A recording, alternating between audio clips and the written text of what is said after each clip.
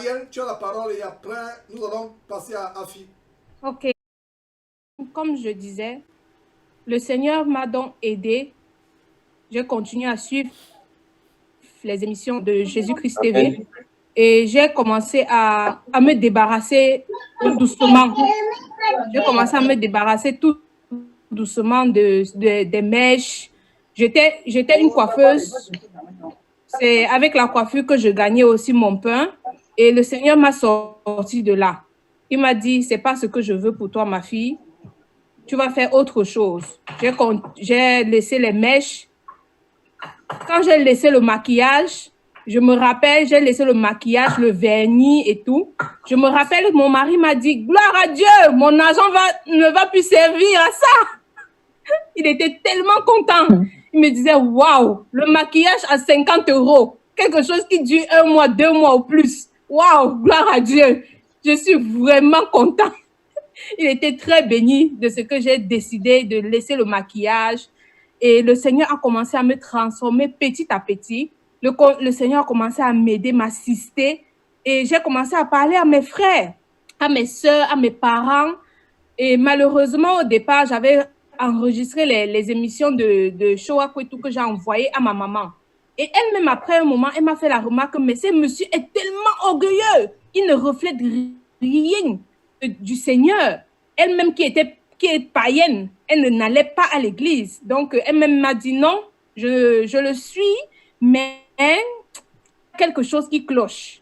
Donc, c'était juste une parenthèse. J'ai donc continué à suivre les émissions de Jésus-Christ TV, à parler à mes soeurs, à mes frères.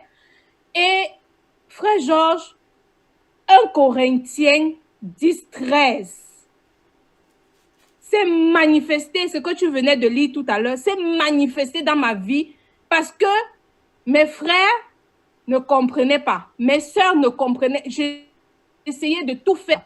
Le Seigneur m'a béni parce qu'il m'a aidé quand même à les assister du mieux que je pouvais. Et j'ai beaucoup parlé à mes frères. Je leur disais non, il faut laisser telle chose, c'est pas bien. Attention, vous allez tomber. Attention, moi, votre soeur, je fais des efforts. J'ai laissé les mèches, les maquillages. Vous voyez comment je suis. Essayez, le Seigneur va nous bénir. Et moi, dans ma tête, c'était du genre, on devait faire une grande réunion de famille. Donc, c'était une église de famille, en fait. Et tellement il faisait des choses et le Seigneur, chaque fois que mes soeurs organisaient des fêtes, le Seigneur me rendait compte. Quand il parlait en mal de moi, le Seigneur me disait tout ce qu'il disait de moi. Quand il faisait quelque chose derrière mon dos, le Seigneur me faisait le savoir. Parfois, c'est quelqu'un qui m'envoyait la vidéo. Parfois, c'est eux-mêmes, quand ils envoient leur message, au lieu d'envoyer au destinataire, c'est à moi qu'ils envoyaient. Et après, ils essayaient de se justifier. Parfois, c'était vraiment difficile. Et c'était difficile au point où j'étais découragée. J'étais sur le point de lâcher. J'étais sur le point de dire, mais Seigneur, si tu m'as aidé à les assister, si tu m'as aidé, c'est toi qui fais toutes choses. Comment est-ce que personne d'entre eux ne comprend? Et je me suis retirée. C'est arrivé à un point où je regardais, je disais, Seigneur, j'ai failli quelque part. Je ne sais pas, je suis une aînée, mais je ne sais pas ce que j'ai fait de mauvais. J'ai failli, mais à quel niveau? Aide-moi à comprendre. Aide-moi, Seigneur.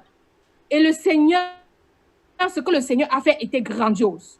Je me suis retirée puisque je voulais prendre une maison où on allait habiter ensemble. Mais mon mari m'a dit, à cette allure, tu risques de perdre ta vie. Fais attention. J'ai commencé à aller à l'hôpital parce que j'avais des palpitations et tout.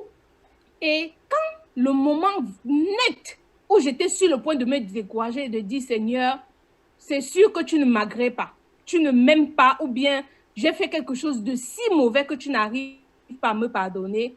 Ma sœur est venue à Christ. Botrel est venue à Christ. Et puisqu'elle m'évitait, tout le temps quand je l'appelais, elle m'évitait. Elle me dit, son témoignage, c'est que chaque fois que je l'appelais pour lui dire comment tu vas, est-ce que les études, ça va, il faut faire des efforts. Sache que la chambre d'étudiant où tu vis, c'est encore la maison de tes parents. tu ne dois pas faire de désordre dans ta chambre d'étudiant. Parce qu'une fille qui fait le désordre dans la maison de ses parents maudit la maison de ses parents. Et cette chambre d'étudiant, tu n'as pas encore rendu compte à tes parents de ce qu'ils t'ont envoyé chercher. Ils t'ont envoyé faire quoi? Des études. Est-ce que tu atteins cet objectif? Tant que tu ne l'auras pas atteint, ne viens pas avec un autre objectif sur quoi je veux me marier, j'ai vu ceci, j'ai vu cela. Non. Avant toute chose, sache que tu es dans la maison de tes parents, dans ta chambre d'étudiant, et tu respectes cette chambre. Ce n'est pas des allées et venues à toute heure. Non, une femme qui aime son corps, qui sait ce qu'elle veut dans la vie, est une femme qui est toujours occupée. Ça veut dire qu'un garçon ne va pas prendre prétexte de t'appeler à 20 heures. Il n'y a pas, ça ne se fait pas. Il doit t'appeler quand tu es à l'école. Quand tu finis l'école, tu lui dis, je veux avoir ma paix. Je veux faire, même si tu n'as rien à faire, couche-toi, tu dors. Couche-toi, tu dors. Si tu es une femme qui est occupée, tu ne vas pas être frivole. Et si c'est que tu n'as rien à faire, couche-toi, tu dors. Lis ta Bible. Je ne sais pas, chante des cantiques, fais n'importe quoi, mais ne va pas à des rencontres, on va aller boire, on va aller manger au restaurant, on va aller au cinéma, même si c'est avec tes camarades filles. La maison de tes parents, ce n'est pas une maison d'aller et venir, d'aller et venir. Faites bien attention à vous. Que ce soit un homme, que tu sois un homme, toi tu es mon frère, tu ne dois pas le faire. Que tu sois une femme, tu ne dois pas le faire. Même si tes camarades, ce sont seulement les garçons, tu es un garçon et tes camarades, ce sont des garçons, tu ne le fais pas. C'est la maison de tes parents. Est-ce que tes parents, quelles sont les directives que tes parents te donnaient quand tu étais à la maison? À 18 h, couvre-feu, tout le monde à la maison. Alors, tu gardes le couvre-feu. Si tu veux, même si c'est même possible, mets le couvre-feu à 16 h. Sois encore plus rigoureuse. Sois encore plus rigoureuse. J'ai parlé ainsi, mais j'ai constaté qu'il désobéissait et j'avais tellement mal. Je disais, Seigneur, qu'est-ce que j'ai fait? Et je leur ai fait mon témoignage en leur disant que quand mon mari habitait à la cité avec moi, il était dans un bâtiment tout à côté. Le jour où ce monsieur est venu me dire, il m'a rencontré et il m'a dit, mais vraiment, depuis on est ici, comment tu vas et tout et tout. Je dis, ça va bien. Il dit, ouais, vraiment, je rentre comme ça là, c'est dimanche, je n'ai pas eu à faire des courses, j'ai besoin de quoi manger. Je l'ai reçu dans la cuisine. Je lui ai dit que assieds-toi, je vais te servir à manger. Je l'ai servi à manger et il est rentré chez lui. Quand après, il est venu me voir et me dire, ouais, tu sais, j'aimerais que toi et moi, nous soyons amis et puis à la longue, on peut se marier. J'ai dit non. Non, je suis venue pour un objectif, ne l'ai pas encore atteint. Si c'est la volonté de Dieu, va et prie. En ce moment, j'étais encore à l'église catholique, hein, je n'étais même pas encore chrétienne. Je lui ai dit, va prier. Si le Seigneur te répond, tu reviens. S'il ne te répond pas, ne reviens plus jamais. Je ne veux plus te voir.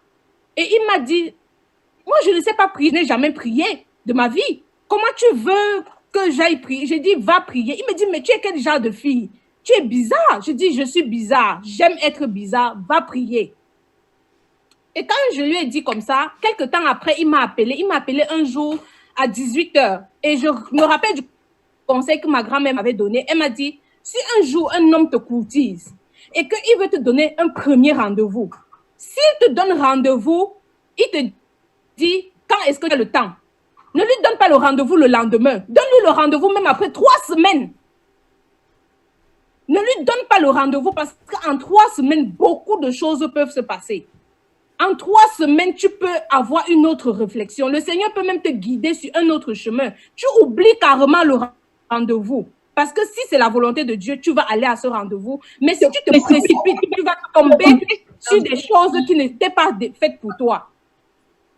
Donc, c'est comme ça que je lui ai dit, tu sais, tu veux bien me parler, mais tu vas me parler une autre fois.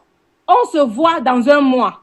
Il me dit, mais comment j'ai quelque chose de près à te dire, je veux te parler. Je dis, tu me vois dans 1 mois. Et il me dit, ok, on va aller au restaurant. Je lui dis, moi, je ne vais pas au restaurant. Je ne vais pas dans les restaurants. On va se rencontrer à l'école. Tu vas me dire ce que tu as à me dire. Et ensuite, chacun prend sa route. Moi, je suis une femme, je prépare chez moi. Je ne vais pas au restaurant. Tu ne vas pas m'intimider avec le restaurant. Je ne pars pas au restaurant. C'est là maintenant. Entre-temps, par contre, j'avais fait un songe. J'avais fait un songe où, dans le songe, il m'avait accompagné à l'hôpital et j'avais accouché. Mais je suis restée tranquille. J'ai prié, j'ai dit, Seigneur, si le songe vient de toi, parle-lui lui-même. Parle-lui toi-même. Parce que je ne veux pas me lever en tant qu'une fille, aller dire à un homme que je l'aime. J'ai vu le songe, Dieu m'a dit ceci. Si ça vient de toi, tu vas lui dire. Et quand tu vas lui dire, lui-même, il va revenir me dire. Et il faut que, Seigneur, j'ai dit ça dans mon cœur, j'ai prié comme ça dans mon cœur, et puis je suis restée tranquille. En ce moment-là, j'étais vraiment à l'église catholique, je le connaissais, mais je me rappelais juste... Ariel, je vais t'interrompre. C'est tellement important pour que je l'oublie. Quand vous demandez un signe à Dieu, ne priez pas haute voix, priez dans le cœur. Parce que si vous priez en haute voix aussi, Satan, les gens du monde disent que les murs ont les oreilles. Les gens du monde disent que les murs ont les oreilles. Mais spirituellement, ça veut dire que les démons sont là, peuvent prendre ta parole. Et comme ils ont dit, donne-moi aussi, montre-moi aussi. Donc quand vous demandez un signe à Dieu, priez dans le cœur. C'est ce que le serviteur d'Abraham a fait. Quand il est arrivé au bord du puits, il a prié dans le cœur. Il a demandé le signe à Dieu que la femme qui viendra, qui va étancher ma soif, qui va abreuver tous mes chameaux, ce sera la femme que tu as choisie pour le fils de mon maître. Voilà comment le serviteur d'Abraham a prié dans le cœur. Je l'avais déjà dit dans les enseignements. C'est un très bon détail de discernement spirituel. Quand vous demandez un signe à Dieu, dans le cœur. Continue, Ariel, s'il te plaît. Oui, donc, et quand je lui ai donné rendez-vous comme ça, après, il m'a dit, OK, je suis d'accord, je respecte ta décision, mais vraiment, tu es très sévère. Moi, je n'ai pas encore rencontré une fille aussi sévère. Tu es tellement sévère. Et vraiment, mon mari, quand je parle, il est à côté de moi, il est en train de sourire, il est en train de rire, quoi. Donc, il m'a dit, mais tu es très sévère. Une femme, je n'ai pas encore rencontré une fille comme ça, mais comment se fait-il que tu sois si sévère? Mais qui peut même être tes parents? Mais c'est pas possible. Je n'ai jamais vu une chose pareille. Et il m'a dit, OK, je respecte ta parole, je respecte ce que tu veux. On s'est donc rencontrés au restaurant, à l'école, et il dit, j'ai fait un songe. Je dis, waouh, OK. Tu as fait un songe, et qu'est-ce qu'il y a? C'est quoi? Et en quoi ça me concerne? Il me dit, mais pourquoi tu réponds toujours durement? Écoute d'abord. J'ai dit, OK. Il me dit, j'ai fait le songe que je t'ai accompagné à l'hôpital et tu as accouché. J'ai dit, pardon. Il me dit, j'ai fait un songe où je t'ai accompagné à l'hôpital, tu as accouché. En ce moment-là, j'ai dit, mais Seigneur, c'est pas possible. Ce n'est pas vrai. Seigneur, c'est pas vrai. Et je lui ai demandé, répète, tu dis quoi? Il dit, j'ai fait le songe que je t'ai accompagné à l'hôpital et tu as accouché. Je lui ai dit, bon, c'est bon. Moi, je vais te dire aussi quelque chose, c'est que j'ai fait le même songe. Et ce que j'aimerais te dire, c'est que n'allons pas vite en besogne. Qu'est-ce que tu es venu faire ici? Il m'a dit, je suis venu faire mes études. Je lui ai dit que moi aussi, je suis venu faire mes études. Avant qu'on aille très vite, on va tout d'abord,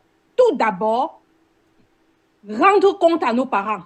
Parce que si aujourd'hui on se lève, je n'ai même pas encore mon premier diplôme. Si aujourd'hui je me lève, je vais voir ma mère, elle sera contente. Oui, mon père sera content, tes parents seront contents, c'est bien beau. Mais si on ne leur fait pas honneur en respectant ce qu'ils nous ont donné, ce pourquoi nous sommes sortis, il y aura toujours un petit nœud quelque part. Et forçons-nous, prenons d'abord nos diplômes. Et quand on aura dans nos diplômes, on ira vers les parents. Et en ce moment, on leur dira, papa, maman, voici ce pourquoi tu nous as envoyé, ce que tu nous as envoyé chercher, le voici. Et par la suite, maintenant, on pourra continuer. Entre-temps, en fait, j'étais harcelée. C'est-à-dire que j'avais un harcèlement de mes camarades. Mes camarades me disaient, oh, tu vas mourir, vieille fille.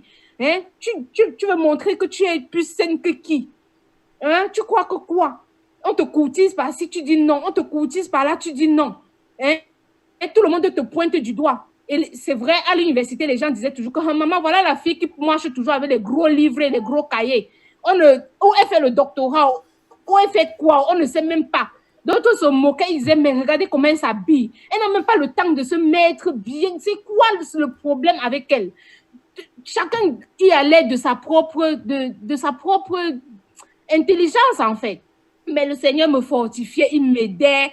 Et quand on a eu nos diplômes et tout, on est allé voir les parents étaient très contents. Même ma mère me harcelait, même ma maman m'a dit que, mais qu'est-ce qu'il y a? Faites les enfants. Si tu as déjà rencontré quelqu'un, ça va, c'est bon. J'ai dit, maman, tant que je ne suis pas mariée et c'est écrit sur le papier là, je n'honore pas mon Dieu. Et j'avais fait une prière, j'avais écrit une prière à Dieu où je disais à Dieu, Seigneur, je veux avoir un seul mari dans ma vie. Je ne veux pas aller de garçon en garçon. Je ne veux pas me promener dans les maisons des gens, femme première, femme deuxième, femme, ou bien la femme de tel aujourd'hui et puis la femme de l'autre demain. Je ne veux pas, Seigneur. Je veux avoir un seul mari dans ma vie. Fais-moi grâce, Seigneur. Et j'ai parlé comme ça, et c'est comme ça que le Seigneur vraiment a exaucé ma prière. Avant de continuer, Ariel, je vais te poser la question. Est-ce que tu savais que Dieu interdit le mariage, le divorce et le remariage? Non, je ne savais pas. J'étais petite. Je crois que j'avais... la prière, je l'ai écrite. Je crois que je l'ai même encore dans mes affaires. J'ai écrit cette prière quand j'étais en classe de 3e, je crois. Je préparais mon BEPC. Ok. Je ne savais pas. Je lisais beaucoup. En ce moment-là, je lisais la Bible, mais je ne savais pas que le Seigneur interdisait cela. Je ne savais pas, mais c'était ma prière à Dieu, en fait. Tout ce que je voulais, c'était d'avoir seulement un mari dans ma vie. Je disais, Seigneur... Et puis, à un moment aussi, je priais, je disais, Seigneur, je ne veux pas avoir un sorcier dans ma vie. Seigneur, je ne veux pas un homme qui va me traumatiser. Je veux un homme qui va t'aimer aussi, un homme avec qui je vais servir le Seigneur.